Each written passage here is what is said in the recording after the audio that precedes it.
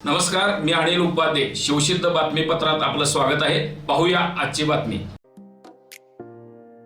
जुनाट आजार, पोटाचे आजार, गुडघेदुखी, सांधेदुखी, कंबरदुखी, बीपी, शुगर, कफ, मूळव्याध, हातापायात मुंग्या येणे, डोळ्यांचे आजार, स्पॉन्डिलोसिस अशा अनेक जुनाट आजारांवर विना ऑपरेशन, विना दुष्परिणाम, कायमस्वरूपी उपचार करणारे डॉक्टर शार्दूल ससे यांचे गांधीनगरमधील मोहिते मळ्यात असणाऱ्या आरोग्य ॲक्युपॉइंट सेंटरमध्ये दुपारी 4 ते रात्री 9 या वेळेत आणि कोल्हापूर कळंब्यातील दत्तोबा शिंदे नगरामध्ये दररोज सकाळी 7 ते दुपारी 1 वाजेपर्यंत अवश्य भेट द्या.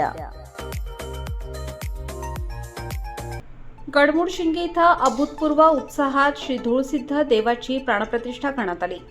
महाराष्ट्र, कर्नाटक, गोवा, आंध्र प्रदेश इथून आलेल्या हजारो भाविकांच्या उपस्थितीत सकाळपासून रात्री उशिरापर्यंत धार्मिक कार्यक्रम, पूजाविधी आणि महाप्रसाद वाटप आदी कार्यक्रम संपन्न झाले. याबाबत अधिक माहिती अशी की करवीर तालुक्यातील गडमुडशिंगे इथल्या श्री धूळसिद्ध देवाच्या जुन्या मूर्तीच्या जागी नव्या मूर्तीची प्रतिष्ठापना करण्यासाठीचा शास्त्रोक्त विधी 25 नोव्हेंबरपासून सुरू झाला. त्यानंतर 3 डिसेंबर रोजी काढण्यात आलेल्या दिव्यनगर प्रदक्षिणेत गावातील प्रत्येक घरातून नागरिक उत्साहाने सहभागी झाले.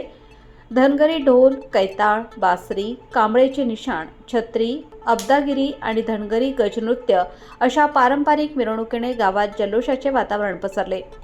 4 जेसीबींच्या साहाय्याने भंडारा व फुलांची मनोहर उधळण करण्यात आली. मार्गावर सजवलेल्या रांगोळ्या, पायघड्या आणि गावभर पिवळ्या रंगात न्हावून निघालेली मिरवणूक सर्वांचे लक्ष वेधून घेत होती.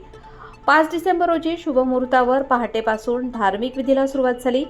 सकाळी 11:37 वेद मंत्रोच्चारांच्या गजरात जयघोषात श्री धूळसिद्ध देवाच्या नव्या मूर्तीची अत्यंत उत्साहात प्राणप्रतिष्ठा करण्यात आली.